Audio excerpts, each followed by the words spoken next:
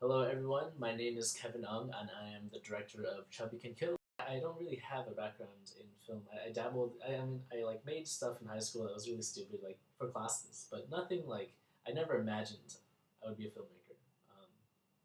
And it was up until college, my second year, that I even tasted like how to make a film. I started working at the TV station on campus at UCLA, and there I learned the ins and outs, the basics of filmmaking. And there I dabbled in everything. So I got to know audio, I got to know camera work, I got to know editing, just all the basics. So that helped me a lot because I understood how things were generally made. And after that, I was really interested and I had a lot of fun. So I started learning things myself, and I started making shorter projects and doing some contests and things like that. But the films I did, the first films, were really bad, but I mean, it was a good learning experience. So that's basically my background in film. I didn't really technically really start up or anything until college. I find directing very engaging. You need to think fast. You need to know your ideas. You need to know your vision well, and you need to manage the whole set. And that's fun for me. It's stressful, but it's extremely fun.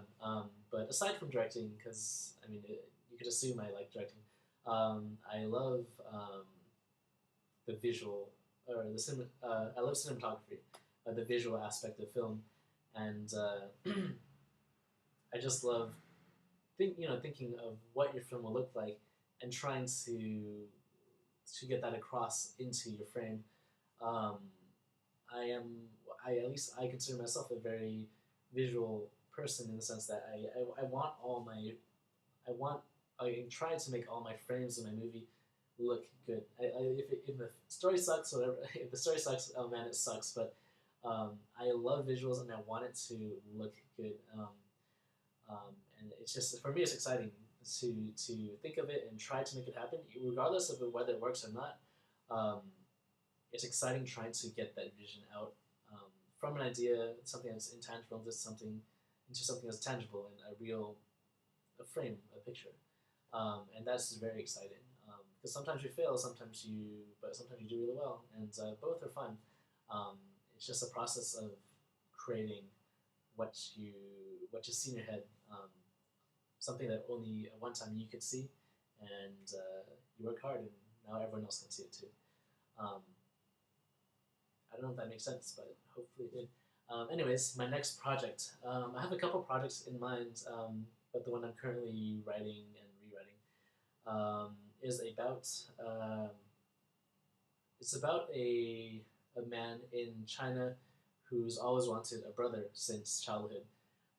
He's actually a robotics engineer, um, and um, he discovers something very near to human intelligence, and so it can make a robot that can make decisions and think on its own. Um, but basically, it's not really about sci-fi or anything. It's about having a brother, making a brother, because he was affected by the one-child policy, so he can't have a brother. But it's not about politics. It's not about the one-child policy. It's just something that happened.